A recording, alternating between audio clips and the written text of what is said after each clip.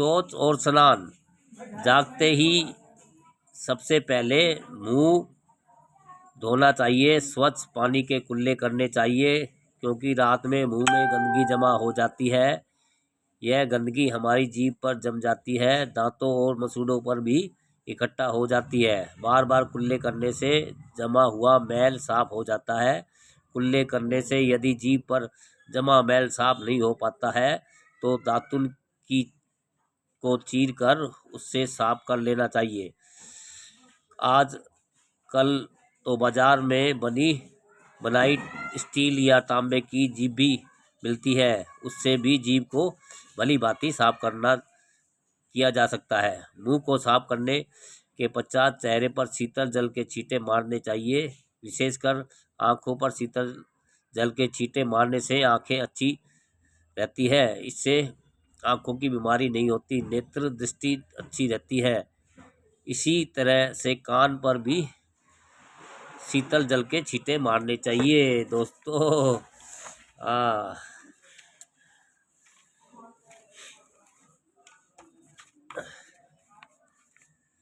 मुंह साफ करने के पश्चात हाथ पैर भी धोने चाहिए। ऐसा करने से शरीर हल्का फुल्का हो जाता है, पूरे शरीर में ताजगी आ जाती है।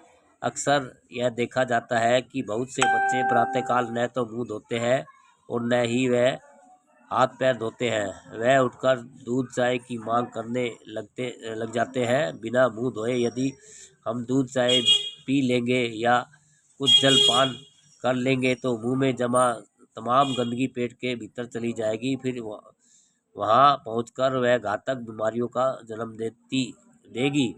इसलिए बिना हाथ मुंह धोए कुछ भी खाना पीना नहीं चाहिए। जब हमारा मुंह आदि शारीरिक अंगों की सफाई से हो जाती है तो फिर हमें सो जाना चाहिए। सोच निश्चित समय पर जाना चाहिए। देखा जाता है कि कई बच्चे नाश्ता पानी करने के बाद सो जाते हैं, यह उचित नहीं है। अच्छा हो सोच के समय बनियान और अंडरवियर ही हो। सोच के लिए पर्याप्त मात्रा में पानी होना चाहिए। सोच जाने के बाद गुदा द्वार को अच्छी तरह से साफ करना चाहिए। कई बच्चे पैंट बुशर्ट पहने ही शौच में चले जाते हैं। इसे शौचालय के रोगाणु उनके वस्त्रों के संपर्क में आ जाते हैं, इसलिए पैंट शर्ट पहनकर शौचालय न जावें। शौचालय जाने के ठीक पश्चात बाएं हाथ से कोई वस्तु नहीं छूनी चाहिए, क्योंकि गुदा द्वार को साफ करने के कारण बायां हाथ पूरी तरह से गंदा रहता है। इससे अंडरवियर नहीं सरकाना चाहिए। इलास्टिक लगे हुए अंडरवियर ही पहनना चाहिए, क्योंकि नाड़ीदार चड्ढी कच्छा बनियान पहनना चाहिए तो उसे दोनों हाथों से बांधा जाएगा। क्योंकि हमारा बायां हाथ पूरी तरह से गंदा रहता है, इसलिए एक हाथ से नाड़ा नहीं बांधा जा सकता।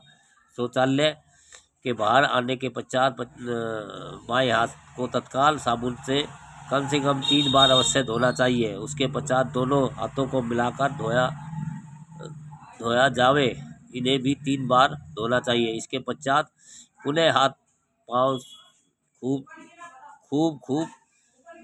खूब रगड़कर धोने चाहिए।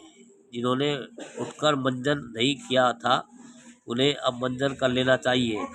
मंजन कर लेने के पश्चात स्नान कर लेना चाहिए। यदि आप इतना जल्दी स्नान नहीं करना चाहते हैं तो कम से कम अपने वस्त्र अवश्य बदल लें, क्योंकि जिन वस्त्रों को पहनकर आप शौचालय गए थे वे गंदे हो गए थे। उन्हें तो हर हाल में बदलना ही चाहिए। स्नान रगड़ रगड़ कर करना चाहिए। अक्सर देखा जाता है कि बच्चे स्नान करने से कतराते हैं, परंतु स्नान अवश्य करना चाहिए। स्नान करने से शरीर की गंदगी साफ हो जाती है। स्नान सुबह के ताज़ा और स्वच्छ जल से करना चाहिए। हाँ, ठंडे के दिनों में पानी को गुनगुना कर लेना चाहिए। नहाने के बाद शरीर को स्वच्छ तौलिए से खूब रगड़कर पोंछ लेना चाहिए। स्नान प्रतिदिन करना चाहिए। बहुत से बच्चों को यह गलतफहमी है कि प्रतिदिन स्नान करने से सर्दी जुकाम हो जाता है। बुखार हो जाता है या बीमार पड़ जाते हैं, परंतु यह पूरी तरह भ्रांत धारणा है। नहाने से कभी बीमार नहीं पड़ते। हाँ, जब बीमार हो तब नहीं नहाना चाहिए। विशेषकर सर्दी, जुकाम, बुखार आदि बीमारियों के समय स्नान न किया जाए तो ठीक ही रहता है। फिर इन दिनों गीले तौलिए से शरीर को अवश्य ही साफ कर लेना चाहिए दोस्तों। हाँ।